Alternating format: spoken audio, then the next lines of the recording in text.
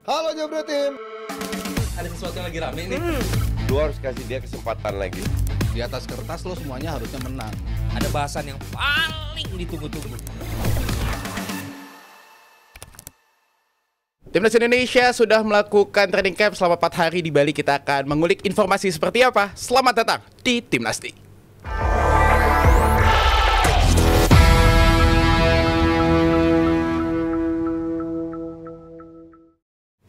Yes, Jabra Tim laga menghadapi China semakin dekat dengan persiapan yang optimal yang sedang berlangsung training camp di Bali. Dan tentunya kalau sudah ada training camp di Bali, ada timnas yang bersiap, ada juga Firzi Idris yang akan bergabung dengan kita dari Bali. Hai, apa kabar Pancoran? Apa kabar gitu dong. Di Bali udah lama loh, Firzi, jangan lupa. Apa kabar? Panas sih, panas. Tennya udah dapet tennya, udah kayak tennya, ya Mace Hill Hair sudah. Harusnya kan iteman ya, dari Bali itu harusnya iteman. Beda. Firzi mah enggak loh. Beda. Tetep aja.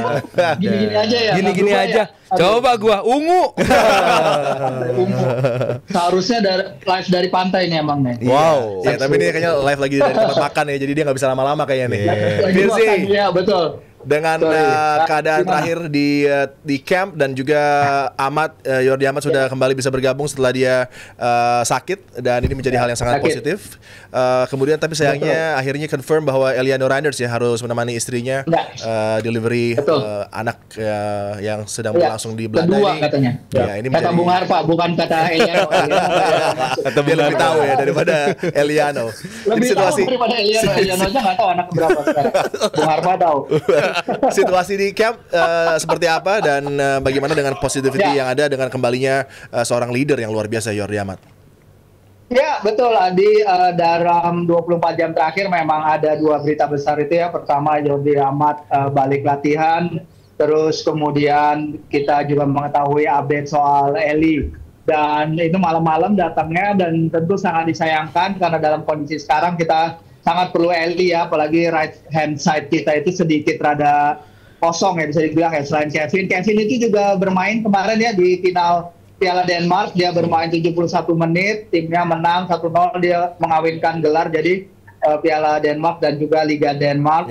Tapi yang penting juga hari ini juga adalah kehadiran Pak Ketum ya, jadi Pak Erik juga datang ke sini. Dia tadi berkunjung ke BUTC, Bali United Training Center. Sayangnya walaupun udah mencoba lobby PSSI ini ternyata tetap close training session. Jadi para media tidak bisa ke sana, padahal sayang banget tuh kita belum dapat visualnya Mes Hegers sama Jai Isis di lapangan latihan, karena terakhir kali TC hari kedua Mes dan Jai belum gabung dan ya belum tiba. Jadi memang mereka kembali latihan lagi hari ini.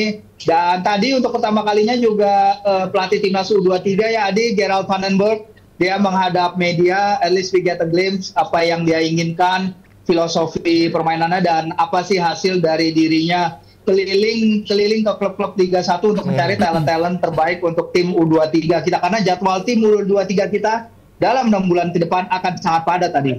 Ya, Adi masih tahu karena Adi ngambil semua siaran. Bisa saja. Udah sih angle-nya bagus tadi sih. Nah, gini. Ya, jangan gerak sih udah. Ya, update untuk coach Gerald gitu kan, dengan melihat situasi di grup J, lumayan menantang nih. Ada Korea Republic, tapi kemudian setelah itu ada Laos dan Macau. Macau ya, yang menjadi lawan-lawan lainnya, dan laga akan berlangsung di Sidoarjo ya. Dengan melihat situasi di grup tersebut, mungkin juga cukup positif ya, karena mungkin yang tertangguh akan terjadi duel di antara Indonesia dengan Korea Republic. Ya, di Sidoarjo ya. Jadi yang pertandingan kita yang di Piala AFF U23 justru yang di Gelora Bung Karno ya, karena more matches. Dan Korea Republic ya, Coach Gerald nggak terlalu memberi banyak insight mendalam ya soal hasil scouting dan lain-lain, karena saya yakin juga dia baru mengetahui lawannya tadi malam, sehingga mungkin belum cukup mengcompile lawannya, tapi akan ada banyak waktu untuk melakukan itu.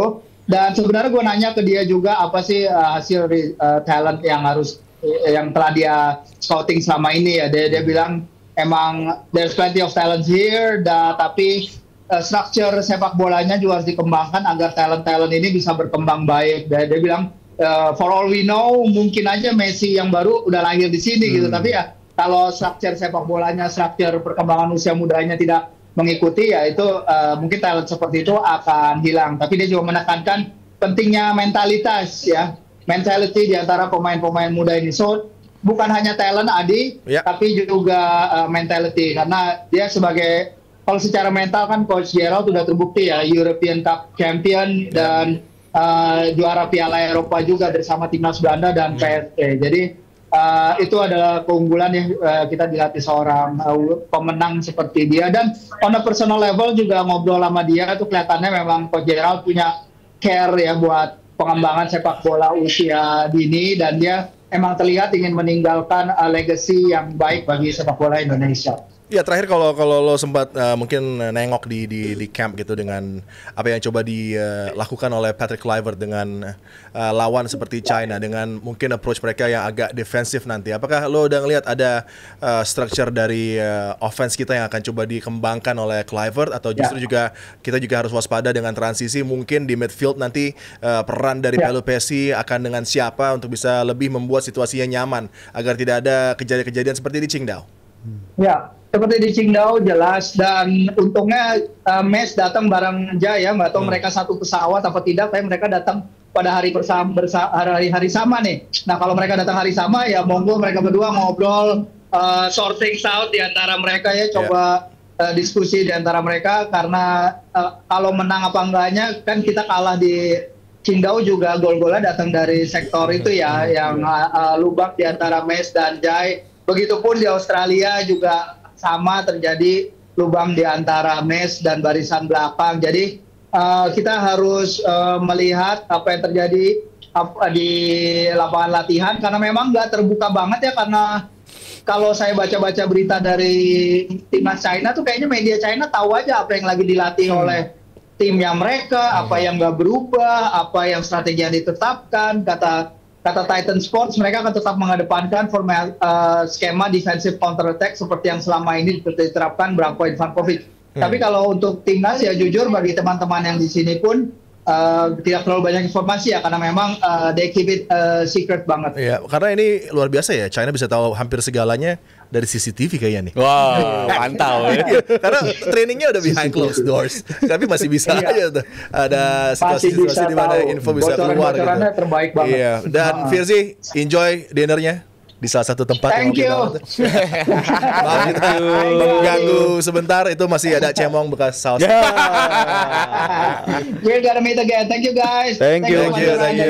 Semua bye Aldi, bye semua. Oke, Rizal namanya.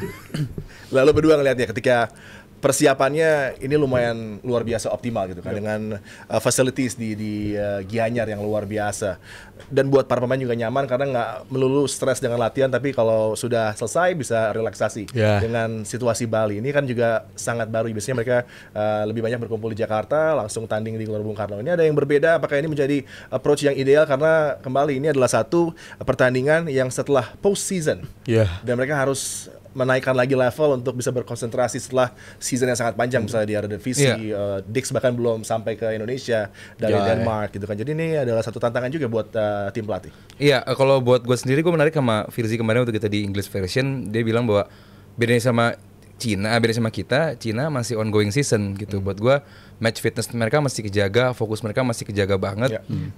Ya itu bisa jadi dilema apakah mereka bakal kelelahan atau enggak gitu. Cuman kalau kita compare dengan timnas Indonesia yang mostly liga udah beres, beberapa pemain emang nggak bisa gabung juga karena satu dan lain hal alasan. Cuman buat gue, ya apapun itu ini akan menjadi hari penghakiman, akan menjadi final reckoning kalau kata Mission Impossible gitu. Jadi tapi yang kedua itu kurang bagus ya. Ada nonton. Jadi buat gua apapun itu, siapapun yang bakal jadi starter, balik lagi ya, mungkin nggak begitu dalam yang gua bakal omongin di sini. Cuman ini bukan lagi soal siapa yang dimainkan itu, cuma bisa menang apa enggak gitu. Waktu menghadapi China kemarin di negaranya, marginnya sangat tipis. error dari Indonesia gitu. Maksudnya ada misplaced position dari Indonesia, dari beberapa pemain kita yang pada akhirnya benar-benar dihukum dengan sangat masif oleh China. Apakah kita akan tetap melakukan error itu? Apa sekarang kita bisa bermain lebih rapi? Paling enggak itu dulu. Paling enggak kita bisa bermain lebih rapi, lebih kejaga strukturnya. Tadi Adi udah sedikit singgung soal structure. Apakah itu bisa kelihatan di game menghadapi Cina nanti besok di malam takbiran? Itu dulu sih soal nanti siapa yang dimainkan di kanan. Udah banyak nama-nama yang siap dimainkan juga. Kalau kanan kita mostly pack lah ya. Di sisi kanan banyak opsinya. Cuman di kiri ini lagi-lagi yang tadi juga Firzi udah singgung juga nggak begitu banyak gitu. Apakah nanti mungkin juga Rafael main di situ? Cuman ya balik lagi lah siapapun yang dimainkan. Gue yakin itu yang terbaik saat ini untuk tanggal 5 karena buat lawan Jepang boleh nggak sih gue bilang itu calculated loss? Masih bisa, tapi rosternya lumayan menarik sih kalau kita dipanggil di hari yang tepat tampil dengan mindset yang tepat, Jepang. dengan approach yang tepat juga. Setiap underdog punya harinya. Yeah. Oh, iya, iya, Kalau iya. kita bisa positif resultnya dari Jakarta, kita Waktu lawan bawa ke Saudi Jepang itu hari kita bukan? dengan menang. Kita terus nih Itu lawan makanya Saudi. plannya bagus. Itu plannya bagus kan. Jadi buat gua semoga udah nggak kepake tuh hari kita sebagai underdog di game menghadapi Saudi kemarin. Cuman ya menghadapi Jepang nanti semoga ya. Walaupun gue sih menganggapnya ya udahlah, kalaupun kalah emang ya Jepang bla bla bla. Cuman yang fokus kita tentu aja, bukan gue doang, gue yakin semua juga fokusnya menghadapi Cina dulu karena pembicaraan kita nggak akan bisa sejauh itu kalau kita kalah atau paling nggak seri pun kita Sudah sulit kan menghadapi laga selanjutnya asa kita masuk ke 2026. Jadi buat gue apapun itu yang penting menang dulu. Siapapun mau golnya jelek pun mau gol bunuh diri pun whatever, karena gini yang perlu menang bukan cuma Indonesia. Mereka mindsetnya sama juga kayak kita. Iya nih. gitu Datang loh. sama mindsetnya. Dan Bali pun kata Firzi kemarin hawanya lagi dingin juga. Jadi mungkin sedikit keunggulan buat China yang mungkin suhunya nggak begitu jauh-jauh beda nanti pada akhirnya dibandingkan dengan di China. Jadi buat gua bukan Indonesia doang yang pengen menang banget, tapi China juga pengen. Jadi ini akan menjadi laga yang harusnya seru dan bisa dimenangkan oleh Indonesia. Ini menarik ya, Jal. Lo punya satu situasi di mana lo lihat tim Indonesia sekarang punya chance automatic qualification masih hidup Ada, juga dengan berbagai permutasi. Kemudian juga chance untuk round 4 jelas sangat besar. Dan di squad ini ada Egy yang kembali fit. Egy yang membuat kita bisa ada di posisi sekarang. Egy yang mampu mencetak gol krusial kalau berhadapan dengan Vietnam di GBK. Dan ini bisa menjadi salah satu faktor yang akan juga menolong Indonesia untuk bisa mengatasi perlawanan dari China. Sangat ya, karena kita mengingat nggak akan ada Ragnar dan juga Marceng ya untuk pertandingan lawan China, dan itu kesempatan terbuka lebar untuk pemain-pemain macam Egy MV, lalu ada juga pemain-pemain seperti Kambuaya. Gue rasa impact-nya ketika lawan Bahrain itu juga bagus banget dan punya potensi untuk tampil lebih tinggi gitu untuk bisa dimainkan di pertandingan lawan China nanti. Dan juga ada Beckham Putra, additional nama yang dipanggil untuk mengikuti training camp ini bisa jadi terbuka banget untuk mereka. Atau bahkan Sayuri Brothers juga performanya lagi bagus ya. Bahkan mereka juga di musim ini subur banget mereka berdua. Jadi kesempatan terbuka banget di antara pemain-pemain ini untuk bisa mengisi dua kekosongan yang akan ditinggalkan oleh Ragnar dan juga Marceng. Jadi ini sebuah keberkahan bagi kita.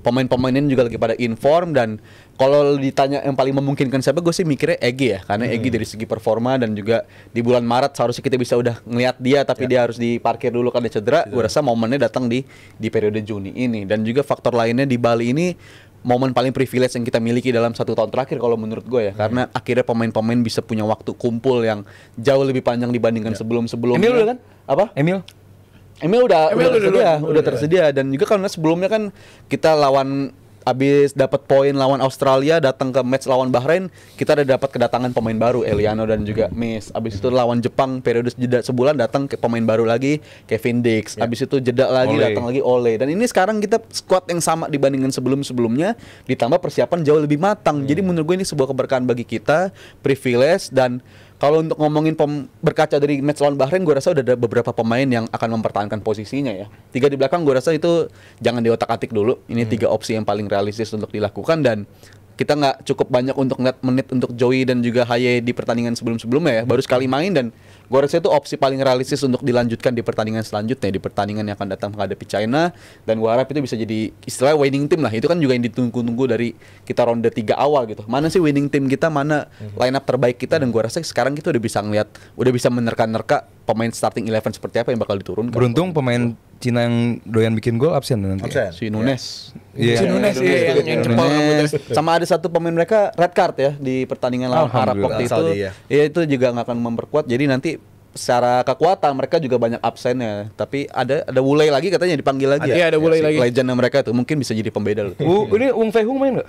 Wow. Ini harapannya dengan Jet Li nggak? dengan Solid para soccer. pemain yang sudah berkumpul tadi dan Iya. Rijal dan juga Aldi sudah menyentuh bahwa ini menjadi momen yang sangat luar biasa bagi mereka untuk bisa lebih menyatu lagi dan juga dari segi tactical approach lebih bisa berbicara banyak juga clever dengan para pemain.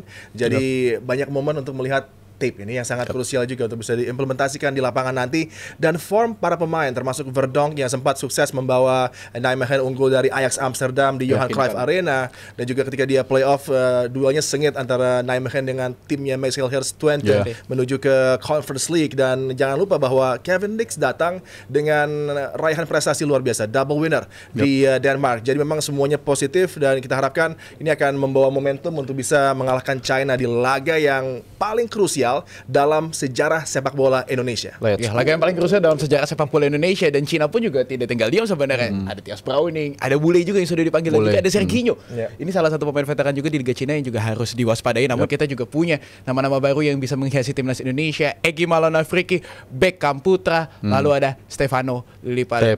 Jadi ini merupakan, tadi udah dibilang ya, ini momen sejarah bagi sepak bola Beckham Indonesia. datang juga dengan luar biasa Juara. animonya, habis ngantar keluarganya haji justru ada panggilan. Dan apalagi dia punya berkah Rezeki anak soleh. rezeki anak soleh. Satu prestasi luar biasa dengan Persib Bandung kan. Betul. Back-to-back champions. Ya semoga saja apapun itu hasilnya kita bisa mendapatkan minimal tiket menuju ke ronde 4 Piala Dunia kualifikasi zona AC. Terima kasih banyak Mas Adiani, terima kasih banyak Bang Aldi Bawazir, terima kasih banyak Rizal Faisal, terima kasih juga kepada Jebretim, dan gue juga pengen mengucapkan terima kasih kepada Awi dan juga PT Mitsindo Visual pertama.